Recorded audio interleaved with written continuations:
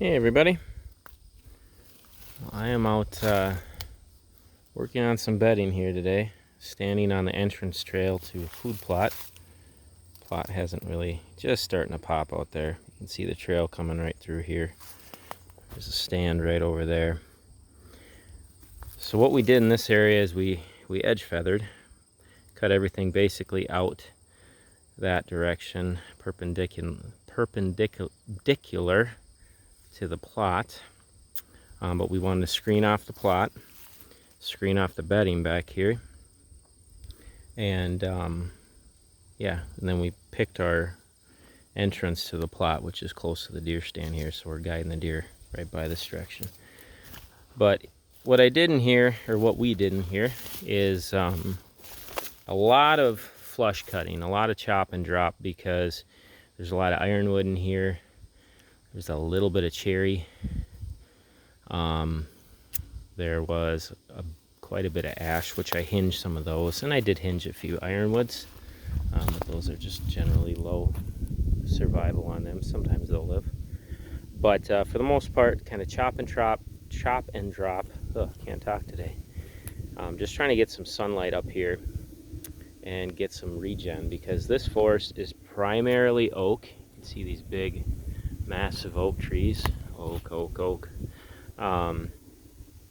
And there's virtually no regeneration on the forest floor. There's no cover, and the only place there is cover is where there's buckthorn. Now, if this area had buckthorn, we wouldn't be cutting, because we don't want to just get a flush of buckthorn in here. But with the few ash around here, a box elder or two blowing seeds into this area, and the oak trees raining down some acorns, that's what I'm hoping for as far as regen, because all those are good browse species for deer. So we chose to cut here because there is no buckthorn.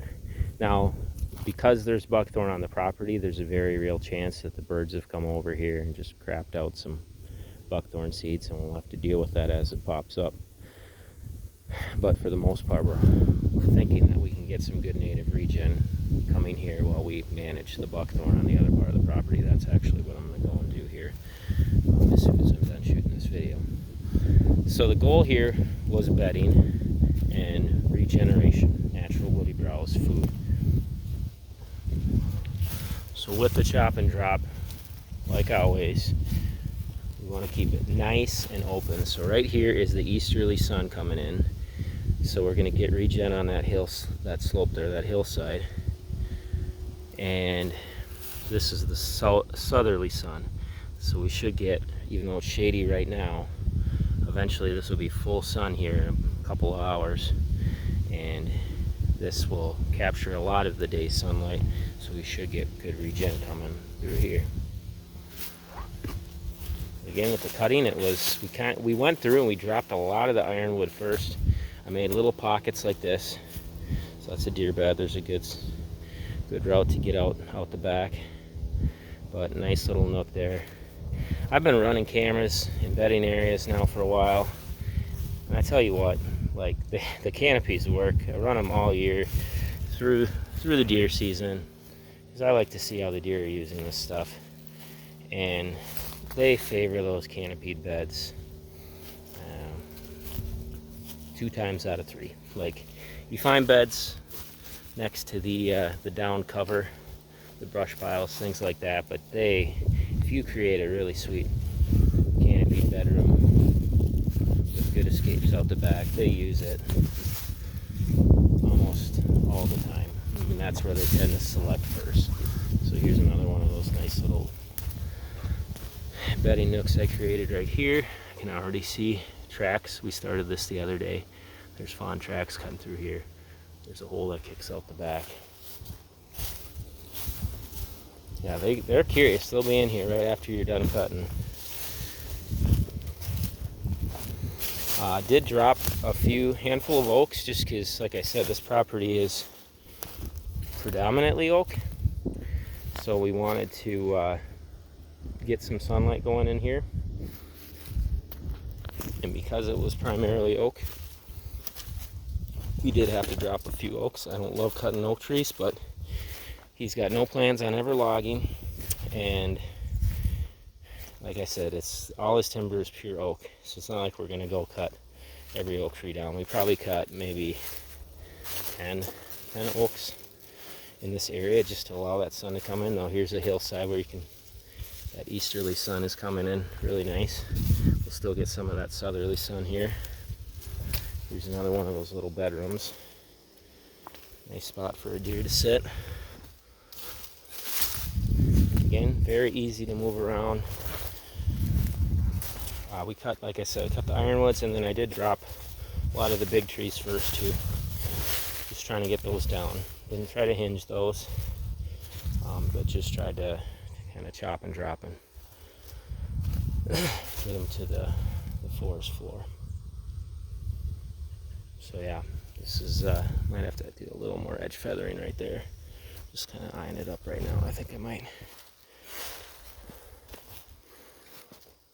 But this should be a good little spot. There's another little bedding nook. We got a little bit of, oh, but look at all kinds of little tracks in here. If there's deer here, if they actually use this one. I mean, we just cut a few days ago, so might not be quite using it yet. Might be just curious and poking around, but still got our hole poking out the back here.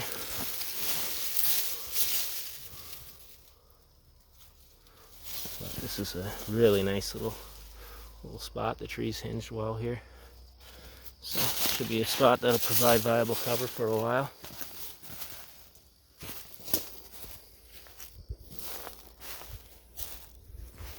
And there's another spot. Oh man, let the stick come. I did throw a couple logs up just as I had them available. Deer seem to like those logs. Yeah, and then it got real thick in the middle because this is where we had to drop a few bigger trees. But I was able to create some pretty nice little pockets down in here. So this will likely be kind of that doe and fawn bedding. I like to set that up first because, you know, we can pull those does and fawns closer to the food, and leave the areas back in the timber for the bucks. So this timber, we're kind of on a little bit of a ridge right now, but then it kind of goes up like that. So there's some great little points out there, and I anticipate that that's where the bucks will like to hang back, is back in there. Whereas if I would have started my bedding back in there, then the does would have wanted to bed there, and it would have pushed the bucks further back, which there's not really I mean, that's kind of the center of the timber up in there, so it wouldn't really give them good options because they don't like bedding out to the edge. So we would kind of run out of spots for the bucks to bed. And like, this isn't an exact science. This is just kind of what you tend to see. Like when I run the cameras, the closer to the food, that's where the does want to be, the further back in those good points and ridge tops, low brushy bottoms. That's where the bucks like to hang out. Now even a spot like this though could be a spot where a buck would want to hang out, because this is the very back side of the bedding, and I was able to create a nice little bedroom back in here. See the bed right there. There's a good escape cutting out that goes that direction. This is definitely a spot a buck may want to hang out. Actually, I created two beds. There's a bed right here. This might be even more. This one maybe already got used. It looks kind of matted down. I don't see any here. Maybe not yet.